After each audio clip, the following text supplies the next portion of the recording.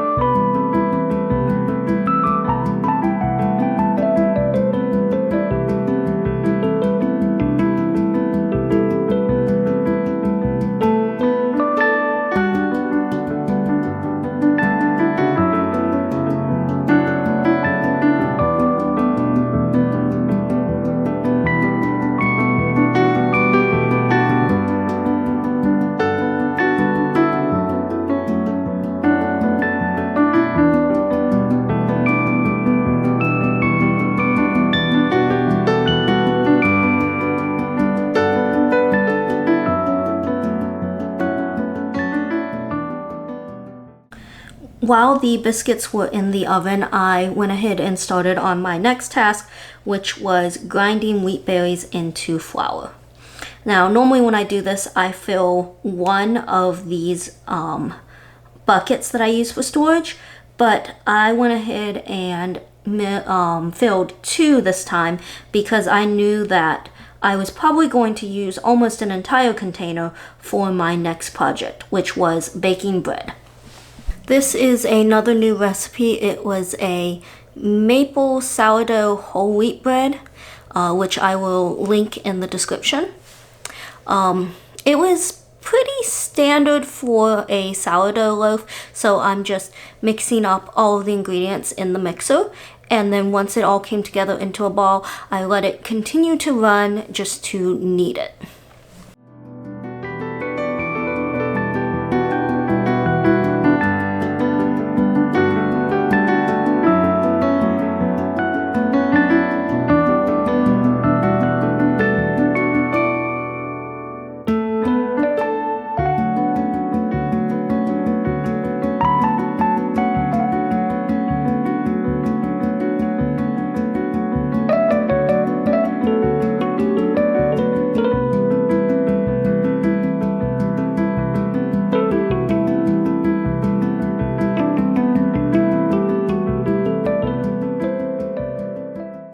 After the dough was done kneading, I put it into one of these buckets to rise. I like using these because it has the lines on the outside so that I can see when the dough has doubled without having to guess.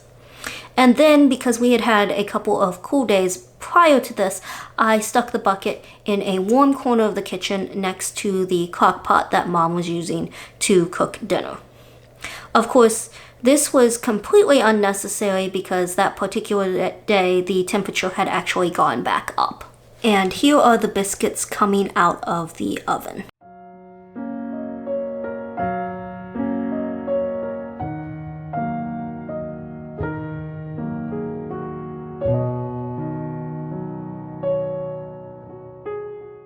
After breakfast, I started working on a pie crust. Now, I do have a video about how I make a pie crust with my preferred recipe on the channel. It was one of the first videos I did. And here I'm just doubling the recipe because I did need a top and bottom crust. And I did use some of my fresh milled flour. Actually, I emptied that first bucket into the bowl and then just finished off the rest of the amount with the all-purpose flour. Then I just mixed the crust up like I normally would and stuck it in the fridge to chill for a few minutes.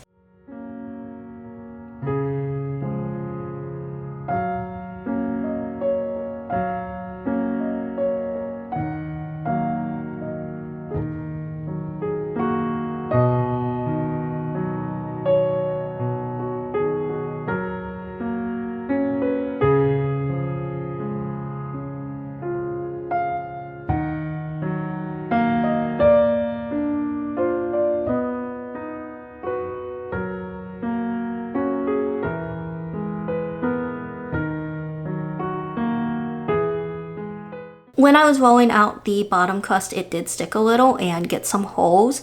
Since it's on the bottom and not going to be seen, I just patched those with some of the crust that hung over the edges.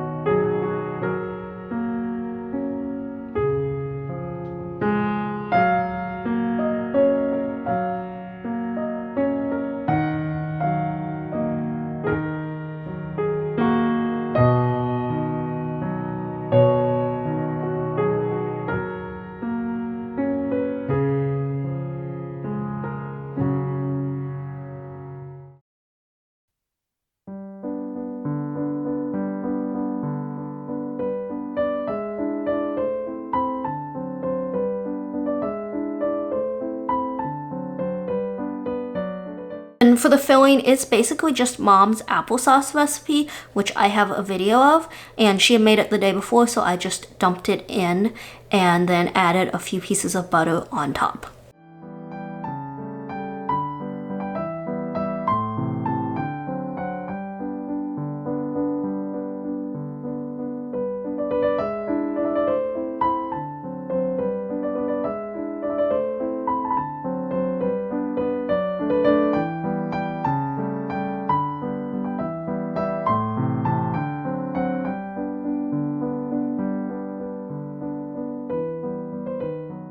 I decided to do a lattice crust for the top. This is, I think, my second time doing that. I actually find I prefer it better than trying to do a solid top crust, just because it's easier if the crust does stick to get like a strip of crust off of the counter than it is to try and get like that whole circle off.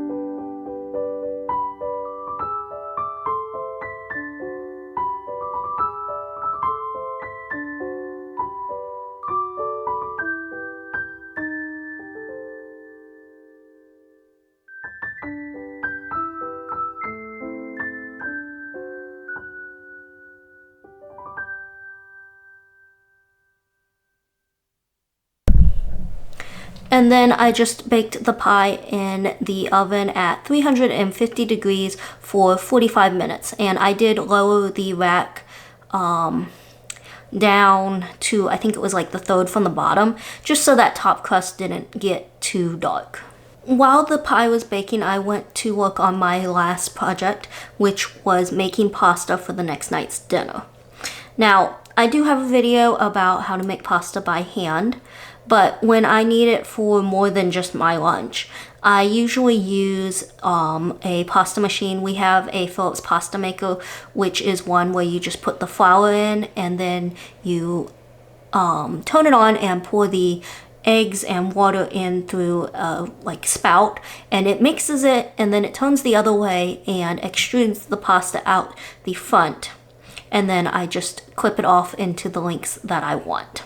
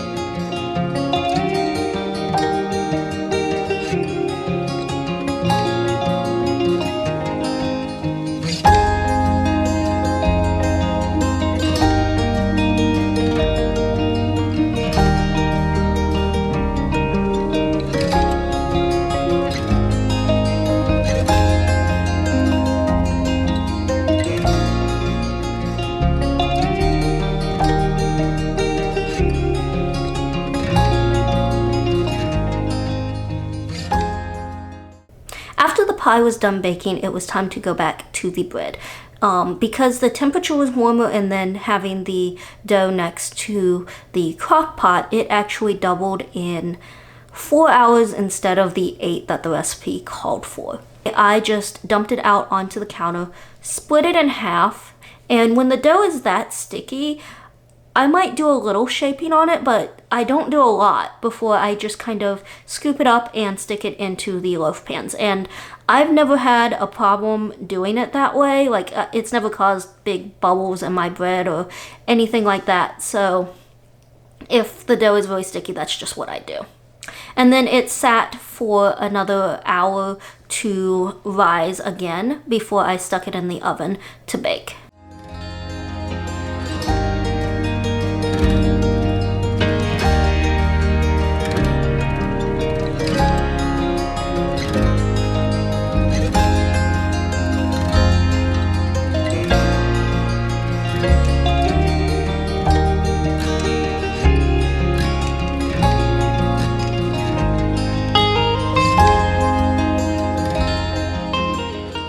And that is the last of my projects in the kitchen.